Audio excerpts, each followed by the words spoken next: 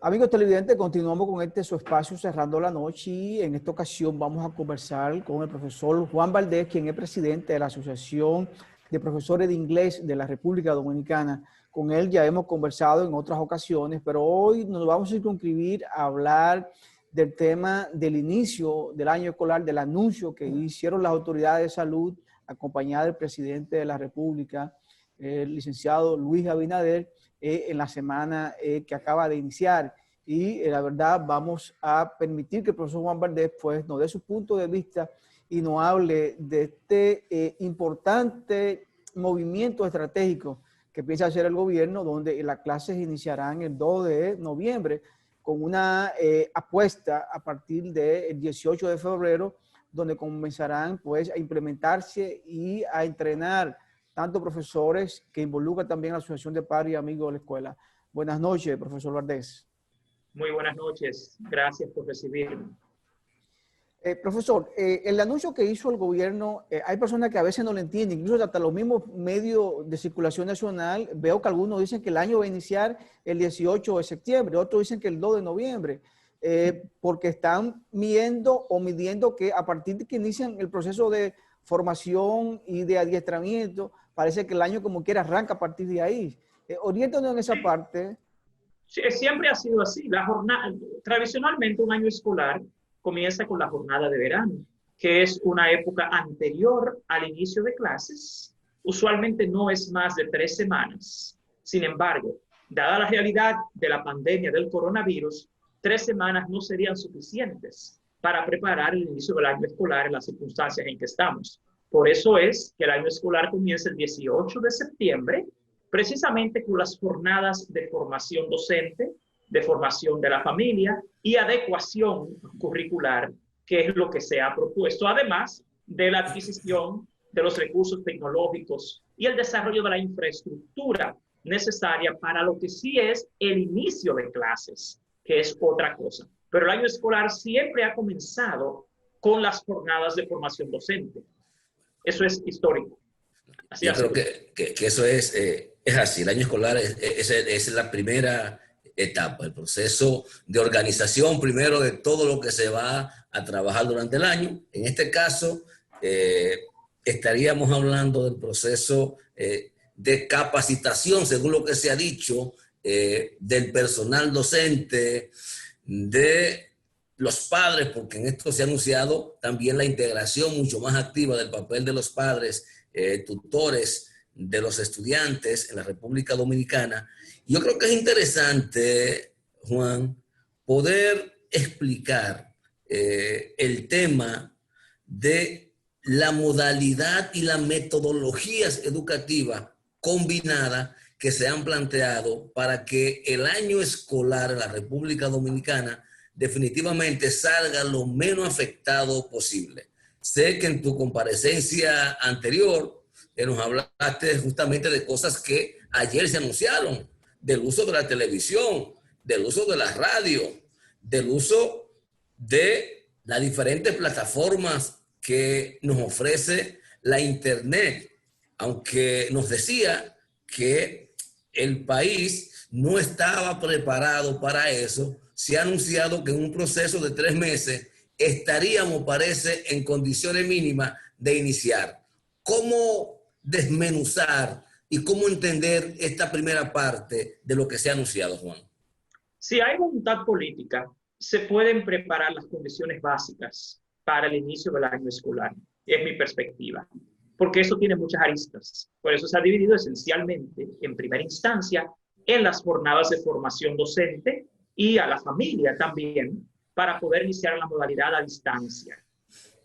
El tema de la formación docente en particular, tenemos sí que tener mucha atención en esto, porque no ha sido lo más eficiente a nivel tradicional.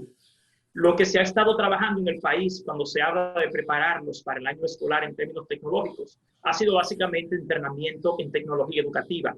Pero si vamos a hacer una modalidad realmente totalmente a distancia, hay 3 áreas esenciales que la formación docente debe trabajar para poder adecuarnos a un inicio de año escolar exitoso. Y eso tiene que ver con la formación del docente en la parte tecnológica, también en la parte del contenido y en la parte pedagógica. Enseñarle al docente a usar una computadora, a utilizar un LMS, un software, no es prepararlo efectivamente para el inicio del año escolar. Esto es un llamado a quienes van a hacer esas jornadas formativas, que hay que enfocarse en 3 áreas esenciales. El conocimiento tecnológico pedagógico es el más importante. El conocimiento tecnológico del contenido de la asignatura que tú enseñas es vital y no es simplemente el conocimiento tecnológico, que es lo que tradicionalmente se ha trabajado. Pero en 3 meses podemos iniciar el camino. Nadie estaría totalmente listo para el inicio de un año escolar en una modalidad que el mundo nunca ha probado y nunca ha hecho. Lo que podemos sí es crear condiciones básicas, esenciales. Y yo he abogado por la formación docente continua. El inicio, la formación de la jornada de verano, por ejemplo, si le queremos llamar así, en este primer periodo es vital. Pero esto va a requerir de formación docente continua, no de una jornada inicial simplemente. También está el tema de la familia que tú mencionabas. Ahí hay que revisar muchas cosas porque las familias dominicanas, sobre todo las familias que van a las escuelas públicas, son familias donde ambos padres trabajan, salen a la calle a ganarse la vida. Y yo no creo que, como se ha propuesto, los profesores van a tener quizás una jornada, un horario para formar u orientar a los padres tan fácilmente como se ha previsto. Ese es un aspecto que sí yo creo que hay que revisar, porque realmente la realidad de la familia que va a la escuela pública no es la de la familia en la cual la madre se queda en la casa mientras el niño va a la escuela. Y ver Usualmente también, hay una gran parte de familias de esas que son monoparentales, y que ver viven también, solo Juan, con la madre o solo con el padre. Y en la mayoría son de economía informal.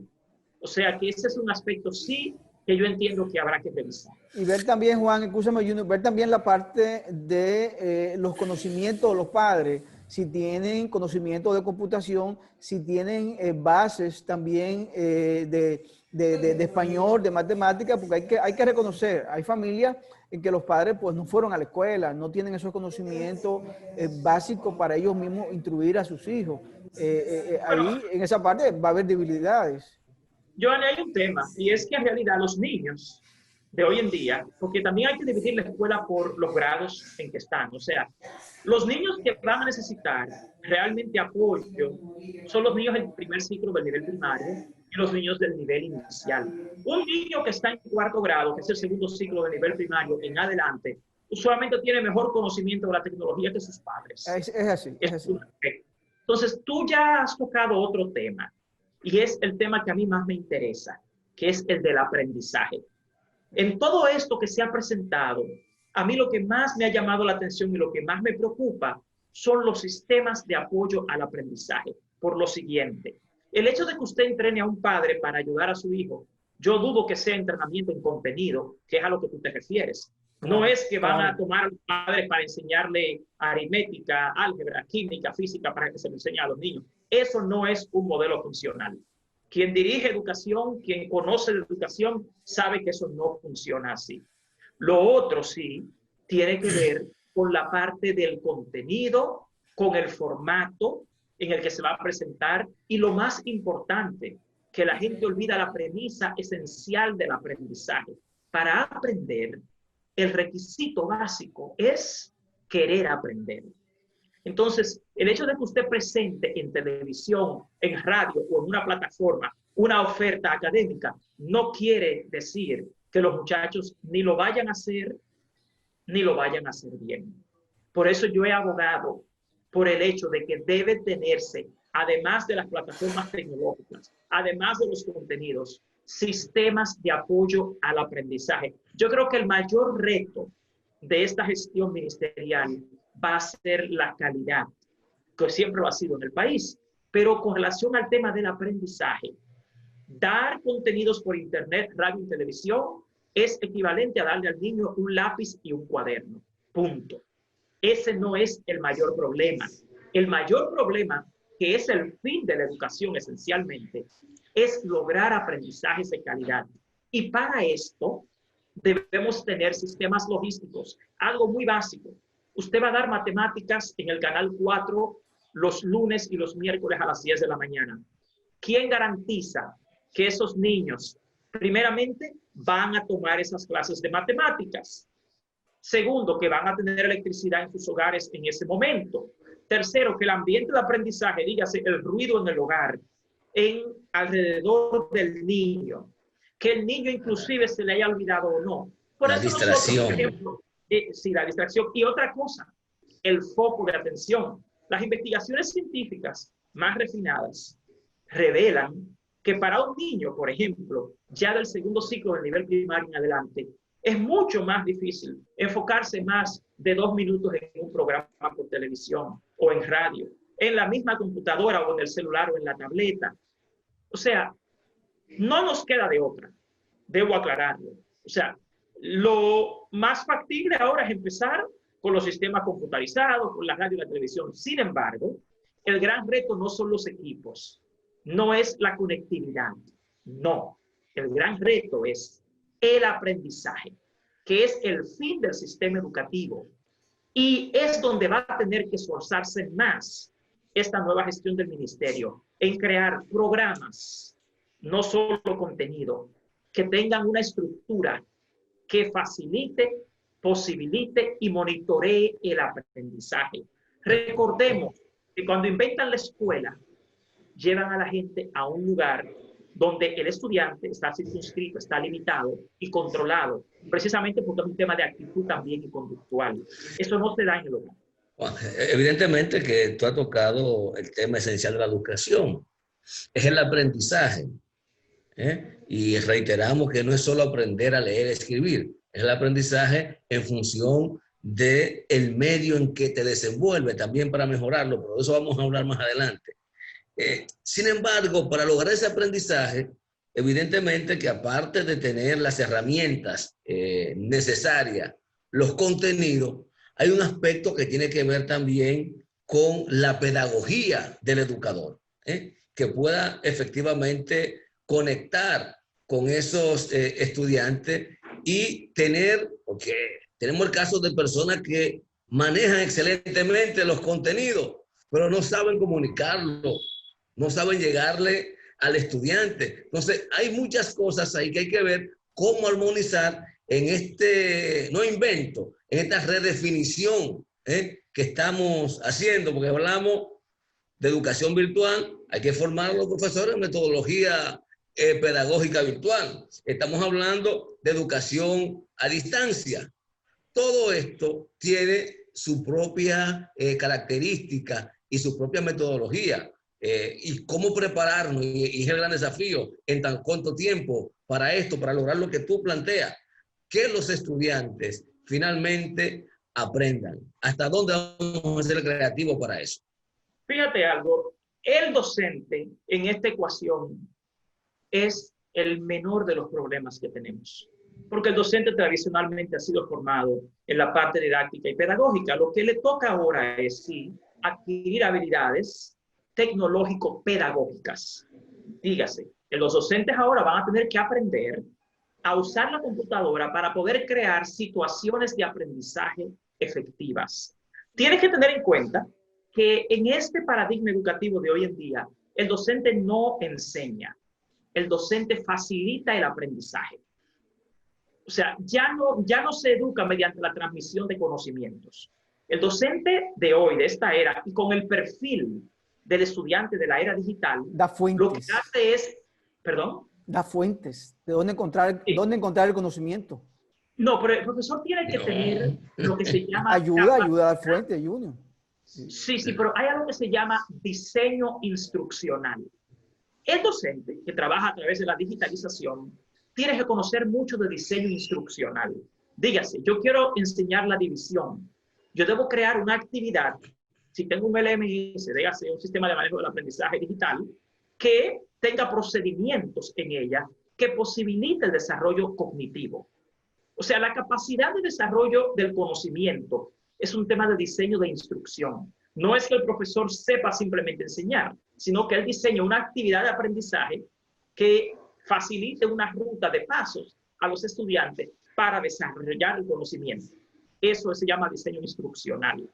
Y eso el profesor del país es el que menos dificultad va a tener. Donde va a estar, te reitero, la dificultad es que todo el mundo está presumiendo algo falso. Y es que está presumiendo que el estudiantado va a estar atento, presente y que va a comprender. El tema con la instrucción por radio y televisión es que los modelos tradicionales son unidireccionales.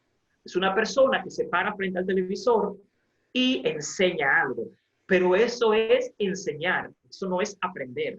El aprendizaje es el fenómeno que se da si el estudiante a nivel afectivo y a nivel cognitivo se hace conexión. Sí, y si está bien situado. Entonces, es lo que yo llamo la parte de logística, la parte didáctica, la parte del diseño instruccional. Créanme que el mayor reto acá no es proveer internet y proveer laptops ni tabletas, porque las laptops, el desayuno escolar, los uniformes, los libros, todo eso busca una sola cosa, el aprendizaje. Y el aprendizaje solo se da en situaciones efectivas de enseñanza y de aprendizaje. En términos, te reitero, de radio, televisión y tecnología digital, dígase a nivel de computación, deben tenerse actividades y controles, porque es que el aprendizaje no es solo cognitivo, sino que también es conativo. O sea, el aprendizaje requiere de una actitud.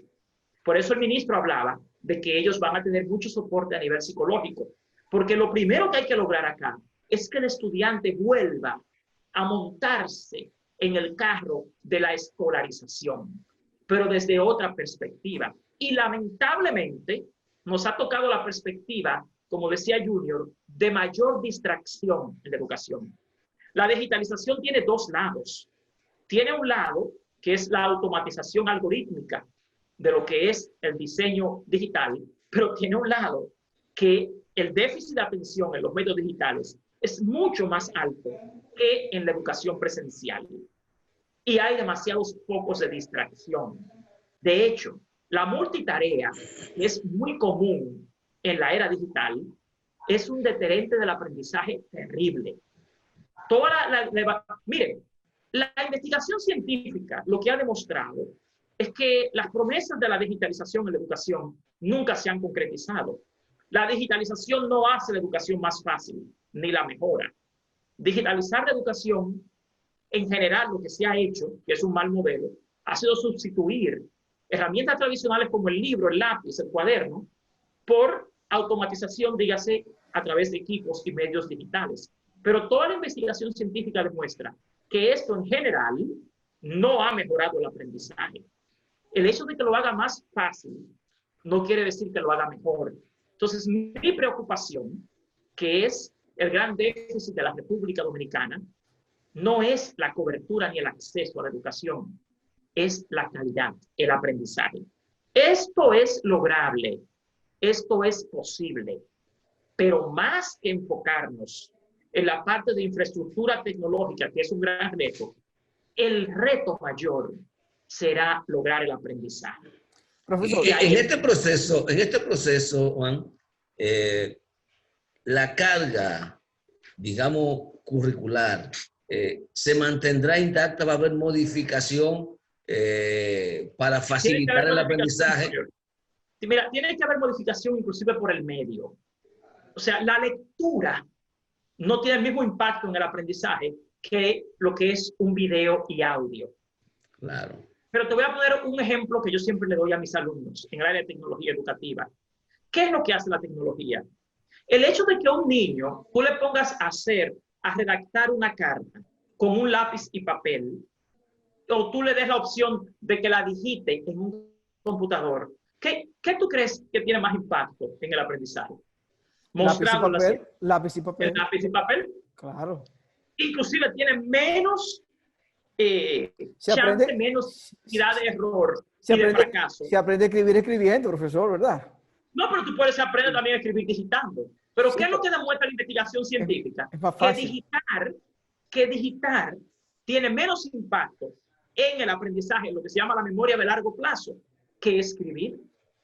Por ponerte algo sencillo, porque el aprendizaje tiene toda una taxonomía.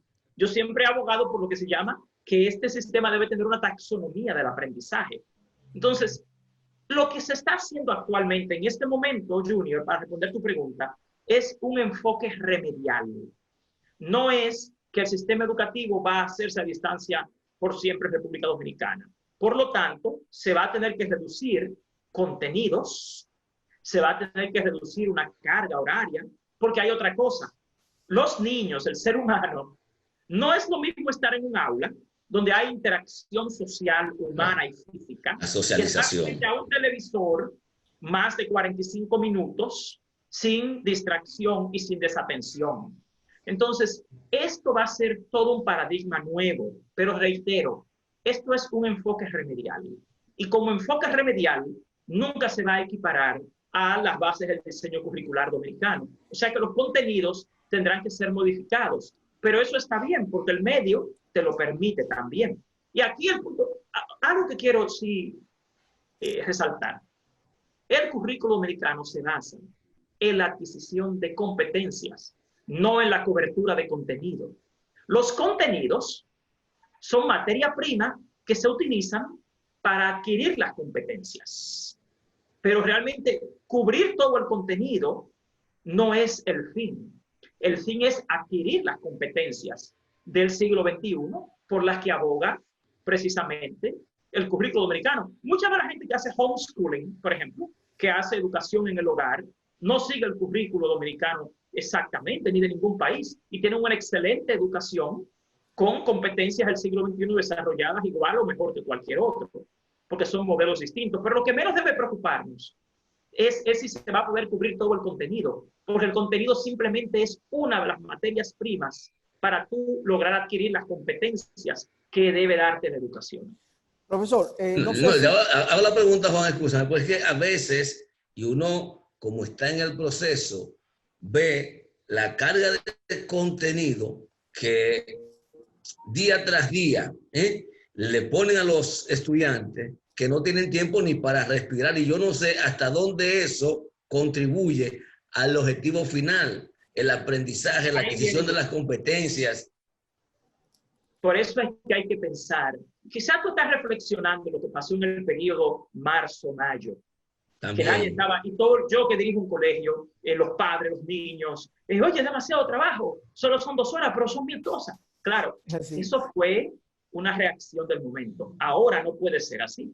Esto requiere de un diseño instruccional distinto, que contemple esto, que contemple, señores, los estadios de desarrollo cognitivo, que no es verdad que un niño haciendo 1000 cosas va a aprender más que haciendo menos.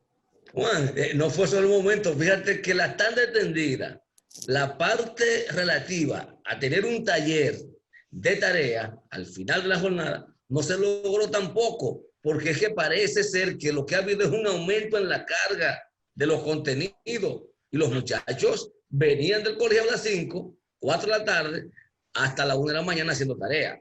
No, una experiencia propia. Mira, te voy a explicar algo. Lo de los talleristas, que es a lo que tú te refieres, eso no se cubrió por un tema de irresponsabilidad ministerial, porque nunca quisieron contratar a las personas que debieron contratar, porque no se hizo tampoco el desarrollo de los contenidos de la oferta curricular especial de los talleres. Pues por eso fue un tema más político que académico, porque por el contrario, eso habría aligerado la carga, porque los talleres tienen hasta arte, música, danza, que es lo que diversifica. Lo hace más digerible y menos aburrido. Sí, pero lo que pasa sí, tú podrías decir que en algunos grados de la República Dominicana hay una sobrecarga, y eso puede revisarse, eso sí. Pero por el contrario, Junior, la tanda extendida estaba vacía. Tú ibas a una escuela pública después de las 2 de la tarde y encontrabas a un muchacho tirado ahí en el piso, cogiendo aire y vacilando y haciendo venadas. No, o sea, justamente lo que te significó es que el objetivo final era ese, pero tú veías que los muchachos venían al finalizar cargados de tareas que no realizaron y que tenían que hacer en la casa para irse de nuevo temprano. A eso me refiero. Y que parece ser que eso varía, Junior, porque yo dirijo un centro, por ejemplo, que es de tanda extendida. y varía de cada uno de los modelos, que quizás un centro o la gestión de centro, pero no es como el sistema está supuesto a funcionar. A veces sucede que los mismos estudiantes dejan todo para último minuto. Tú le pones un trabajo, un proyecto que deben desarrollar en 3 días y tú ves que lo dejan para el día antes, pero el sistema no está desarrollado así. De hecho, el enfoque por competencias y lo que son las estrategias de enseñanza y aprendizaje, que se basan más y se centran en el estudiante, en la dinámica de lo que es el aprendizaje basado en proyectos y las actividades significativas de aprendizaje, no tiene que ser así. Realmente, porque por eso estás en la escuela hasta las 4 de la tarde. No es para ir a la casa a pasarte 4 horas más. Se supone. Sí, pero eso puede ser casos particulares en general o mal manejo, pero no es producto, quiero aclararlo, del diseño curricular dominicano. No, es producto de que no ha funcionado adecuadamente. Fíjate cómo planteas, bueno, en el caso mío no funciona así. En los otros es posible, porque también está el tema, y por eso hablarte de responsabilidad política, de la supervisión de lo que se dispone. ¿Quién supervisó que funcionaran como se diseñaron las tandas extendidas? Nadie. Mira, ¿Quién la ha evaluado? En 3 etapas, Junior. Diseño, ejecución y evaluación. Claro. Donde este país siempre se ha quemado es en la ejecución.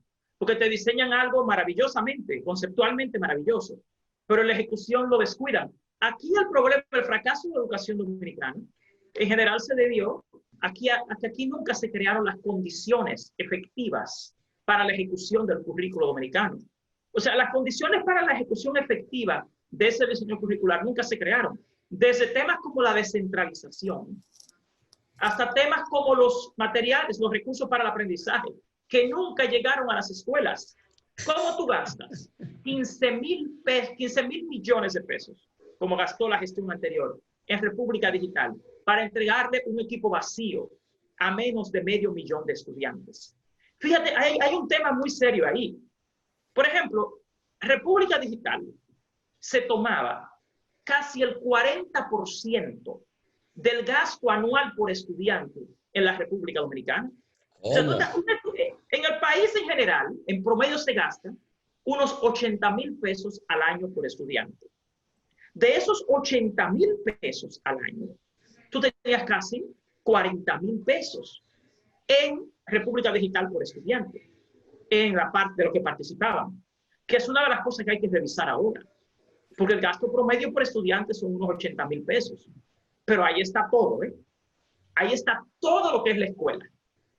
Si tú vas a gastar ahora, como se prevé, según lo que se ha anunciado, más del 30% del costo anual por estudiante solamente en un recurso, entonces eso es un tema que debe analizarse a profundidad. Vamos a irnos a la pausa con su anuencia, profesor, para entonces debatir ese tema con un poquito más de profundidad, ver el presupuesto de educación, ver, como usted señala, lo destinado a esta parte, porque hay otra parte. Hay que seguir, sigue la parte de infraestructura, hay que seguir creando planteles y tenemos deficiencia en las zonas urbanas donde no hay planteles suficientes para albergar la cantidad de estudiantes que existen. Así es que, con el permiso del profesor Valdés, que lo tenemos en el día de hoy, quien es presidente de la Asociación de Profesores de Inglés de la República Dominicana, vamos a una pausa y volvemos en breve.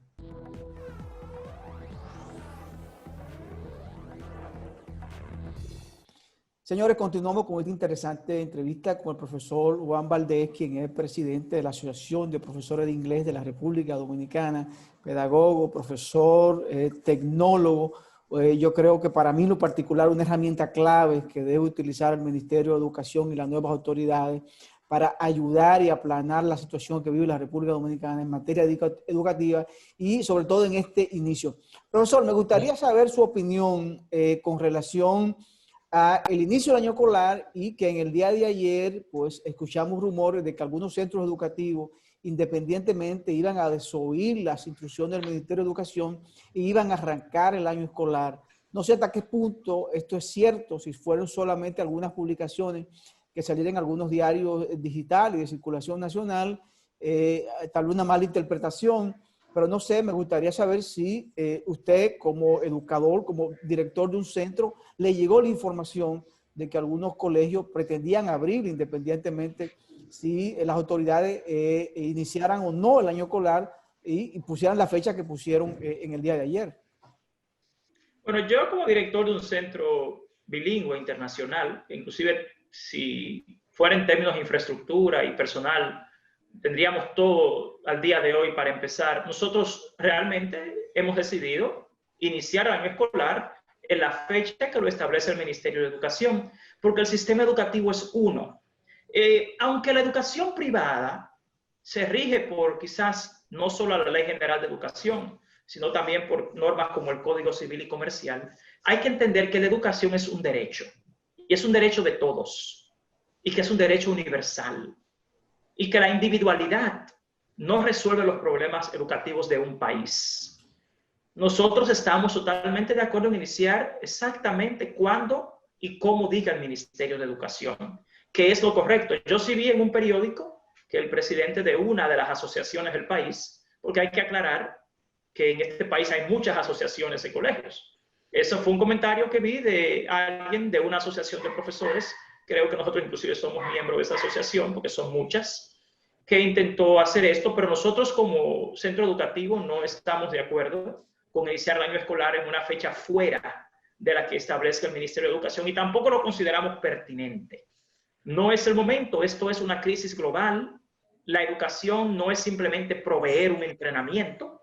La educación tiene componentes éticos, cívicos, ciudadanos. Somos un país, aunque haya sector público y privado, que se encausa en la comunidad. Y debemos tener una visión educativa común para no desarticular la intención que tenemos de hacer un mejor país. Tampoco veo la necesidad de adelantarse. Los padres tienen mucha ansiedad, pero estamos tratando de hacer lo mejor posible para iniciar cuando sea pertinente. El ministro ha dicho que no se opone a que los centros que estén listos comiencen con temas como el reforzamiento de los contenidos del año pasado, que yo eso sí lo creo pertinente. Los centros que puedan demostrar tener las condiciones para iniciar esto, lo pueden hacer, pero no iniciar el año escolar desconociendo la intención del gobierno dominicano de iniciar en una fecha específica. Nosotros no estamos de acuerdo con eso y entiendo que la mayoría de los colegios del país tampoco, aunque se pueda argumentar que estaba establecido el inicio para ese día y que hacía falta que el Consejo Nacional de Educación lo modificara. Por eso no es un argumento realmente aplicable a lo que es un tema tan serio como la educación. Porque estamos hablando de un derecho de todos, no de un grupito o de un grupo que simplemente quiera agenciarse por tener la capacidad individual, iniciar un año escolar cuando aquí lo que tenemos es una tragedia global. Esa es una de las lecciones que hay que aprender en este país. Una de las desgracias de la educación moderna es que ha apuntado demasiado al desarrollo del individuo en detrimento del desarrollo de la comunidad. Y terminamos haciendo monstruos de las personas, porque creemos que lo importante es resolver nuestro problema, como que el ser humano pudiera vivir solo o en aislamiento. Esa es una práctica, por ejemplo, en educación, que no es aceptable, porque estamos formando no solamente en conocimiento, sino en valores. Y en la educación se predica con el ejemplo. Una de las grandes desgracias de la educación es la competencia. Y no tenemos que estar compitiendo con que nosotros sí podemos ahora y otros no. Eso realmente tiene una connotación negativa, errónea, una visión que creo que fue un error de quienes lo hicieron, porque esto no es un mercado. Aunque la educación privada sea un servicio que se vende, es educación. No es simplemente un bien que estamos vendiendo. Y es algo demasiado serio para estar simplemente utilizando criterios individuales. Esa es particularmente mi opinión como director de un centro educativo. Bueno, qué bueno, Juan, que tienes la conciencia clara de que la educación es un derecho y que el sistema educativo es único, nacional. Ojalá que ese espíritu que tú tienes pueda ser transmitido también a otros de los componentes del sector en el que te desenvuelves y que algún día esa asimetría que hay entre el nivel de calidad de educación pública y privada pueda disminuir significativamente. Yo te puedo decir a ti, mira, yo dirijo un centro privado, bilingüe, internacional, Y yo te puedo decir algo porque yo vengo de estudiar en escuelas públicas, de criarme en un barrio pobre, de no haber tenido la dicha de ir a un colegio nunca en mi vida como el que yo dirijo. Y yo te puedo decir algo a ti. Aquí la única razón por la cual la educación pública no es mejor o superior a la privada es que aquí nunca ha habido la voluntad política de que el pueblo dominicano se eduque. Aquí la educación ha sido un botín eterno, desde la era de Trujillo hasta estos tiempos, porque ningún centro privado tiene más recursos que la educación pública. Aquí lo que debe haber son políticas serias, funcionarios comprometidos y dispuestos a enfrentar lo que sea. Entraste al otro aspecto, que no es solo político. Aquí hay una visión ideológica que refuerza eso que está planteando. Quiero, antes de que se nos vaya a agotar el programa, que tú nos abordes 3 aspectos fundamentales.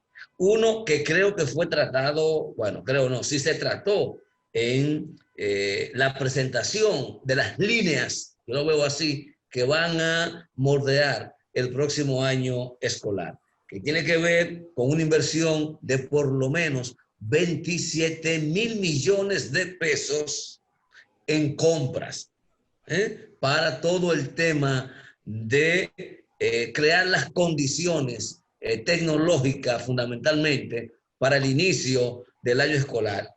Eso por un lado. Por el otro lado, no escuché, y no sé si tú, que con un oído mucho más fino, porque es el área de tu interés, escuchaste hablar de qué va a ocurrir con la educación inicial, lo que nosotros llamamos preescolar.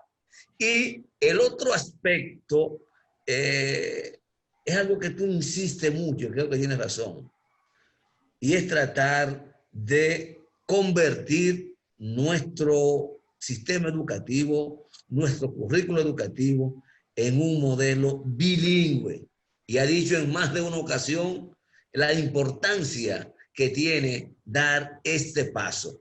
Estos 2 factores estuvieron presentes ayer en los lineamientos planteados para el año escolar.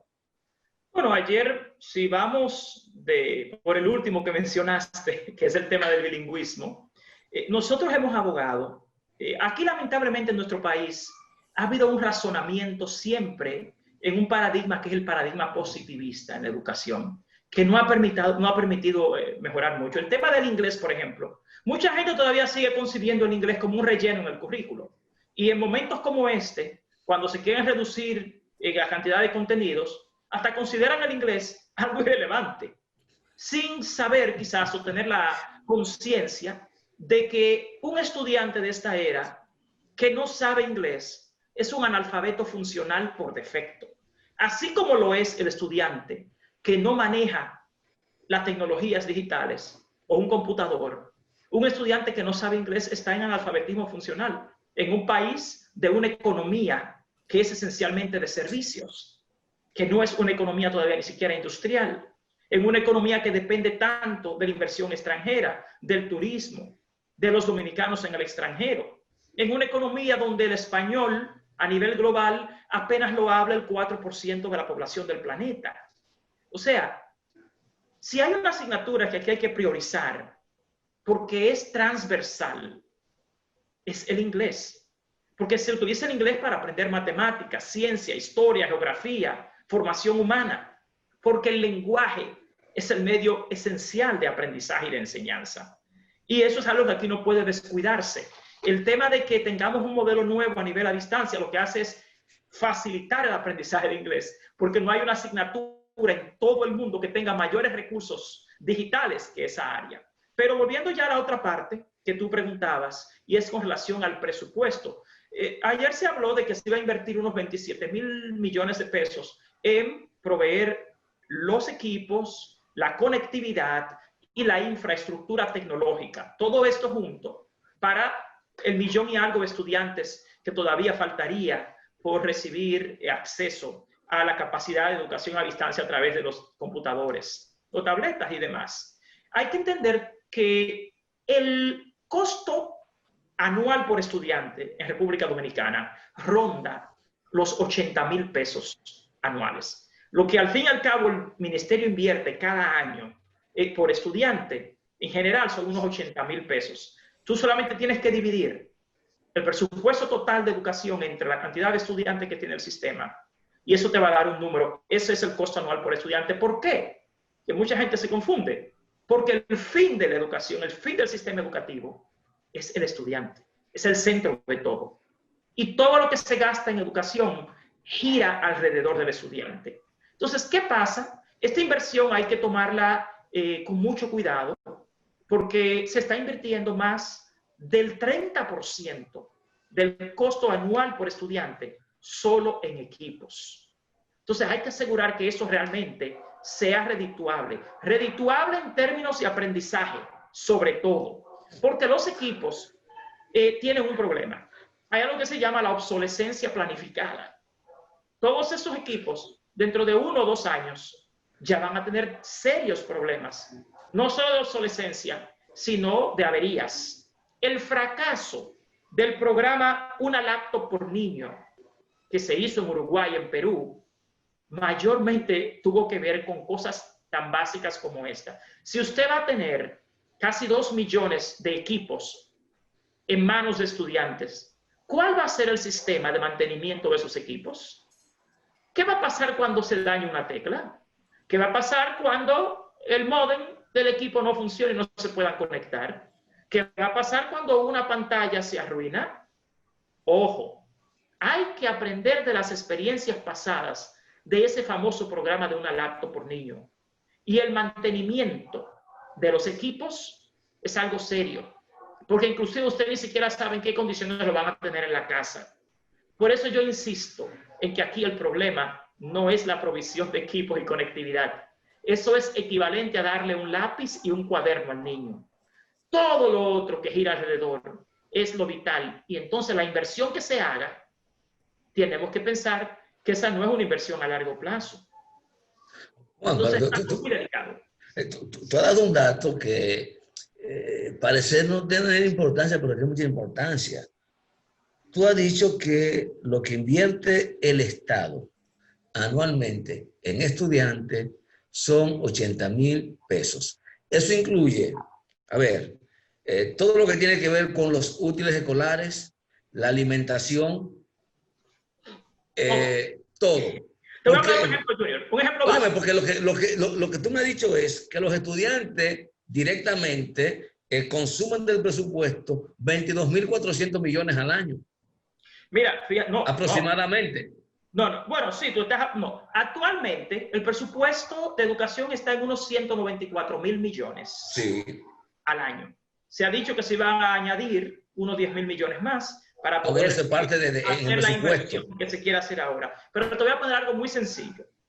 Bienestar estudiantil del ministerio, que incluye toda la alimentación escolar y muchas otras cosas más, en un año entero, para 2.300.000 estudiantes, tiene asignado 25,000 millones. En este año, el presupuesto de educación este año para bienestar estudiantil es de 25,000 millones. Y eso es darle alimentación durante 10 meses, durante 5 días a la semana, a más de 2 millones de estudiantes. Sin embargo, los 27,000 millones que se van a invertir en infraestructura tecnológica, dígase laptop y conectividad y programas, está muy por encima del gasto en bienestar estudiantil. Algo muy sencillo, este año el presupuesto tiene 13,000 millones para infraestructura escolar, dígase, construcción de nuevas escuelas y mantenimiento de las que existen. O sea, tú estás hablando de que en infraestructura escolar, en contraste con infraestructura tecnológica, tú tienes 2 veces menos. 13,000 millones es menos del 50% de lo que se va a invertir. De los 27, claro que sí. Entonces, ahí tú tienes 2 áreas serias de educación. Entonces, lo que quiero decir con esto es, no nos queda de otra. Hay que trabajar educación a distancia. Hay que usar la computadora, la radio y la televisión, pero tenemos que analizar esos costos en contraste con el resto de la escuela, porque ya el año que viene volvemos a las escuelas físicas y vamos a utilizar estos equipos. Sí, pero finalmente, ¿qué vamos a hacer con la educación inicial? Sí, exacto. Retomar la pregunta que le formuló Junior. Mira, desde el punto de vista del aprendizaje académico, no hay forma efectiva de hacer un modelo a distancia para el nivel inicial. Claro. Porque es una etapa de prelectura, es una etapa de preescritura y es casi indispensable. El desarrollo del aprendizaje, del conocimiento, es a través de las actividades concretas que se da y es a través de la psicomotricidad y de las experiencias personales, porque tú vas más a la parte senestésica en el nivel inicial y son operaciones concretas, lo que el niño realiza y descubre el aprendizaje y el mundo a través de las vivencias físicas, emocionales, más que cognitivas, de la parte de análisis, por ejemplo, de algo que lees o de algo que escribes, porque no hay lectura ni escritura en el nivel inicial. Yo recomendaría que de una manera gradual y cuidadosa se haga un modelo semipresencial y no un modelo a distancia para el nivel inicial, o que inclusive el nivel inicial tenga sí un programa, pero que no sea de acuerdo a las bases tradicionales del diseño curricular, porque por diseño, por básicamente lo que es la naturaleza del aprendizaje a esa edad, un modelo pasivo, donde el estudiante simplemente ve algo en televisión o escucha algo, no va a producir los resultados esperados. Pudiera hacer esto, Juan, programarlo. Los lunes que vayan los niños de 1 año por 2 horas. El martes que vayan los niños de 3 años por 3 horas. Y para que no haya ese cúmulo de estudiantes en el colegio. ¿Pudiera hacer esa programación? Nosotros propusimos, por ejemplo, en el Observatorio Educativo de la ADP que yo he coordinado, nosotros propusimos un modelo híbrido por lo siguiente. O sea, los niños de esa edad son los menos propensos a contagiarse, por un lado.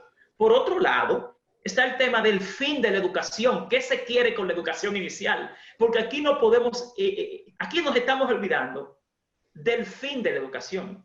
No es que tengan acceso a esa, sino que logren el objetivo. Entonces, esa edad no tiene lectoescritura.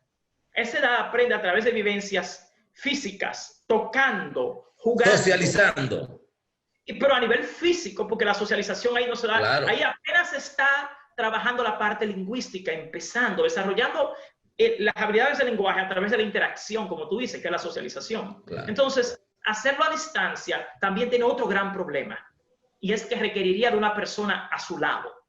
El niño a esa edad, a diferencia de secundaria o segundo ciclo de primaria, no es cierto que él se va a organizar para ponerse a ver una actividad o escuchar algo en la radio a una hora específica. En el nivel inicial no creo que quede de otra que no sea hacer un modelo híbrido en el cual los niños van a la escuela 2 veces por semana y sí luego se podría arreglar que en televisión y radio puedan ver o escuchar algo. Pero es simplemente por el tema del desarrollo del aprendizaje, los aprendizajes esperados a esa edad, sobre todo. Por suerte no hay lectoescritura, o sea que no es tan difícil. O podemos hacer otra cosa, una sugerencia como país. Yo dije anteriormente en una entrevista que este debe ser declarado como un año escolar excepcional. Quizás lo que hay es que disminuir las expectativas. El niño va a ver unos programas en televisión, se diseñan unos objetivos y se le da seguimiento. Pero ahí viene el gran reto, seguimiento. Nosotros hemos hablado hasta de trabajo social, que el personal que trabaja en las escuelas públicas, déjenme decirles algo, el personal administrativo del sistema educativo es tan numeroso como el docente. Hay más de 100,000 empleados administrativos en el sistema educativo que no son de función docente.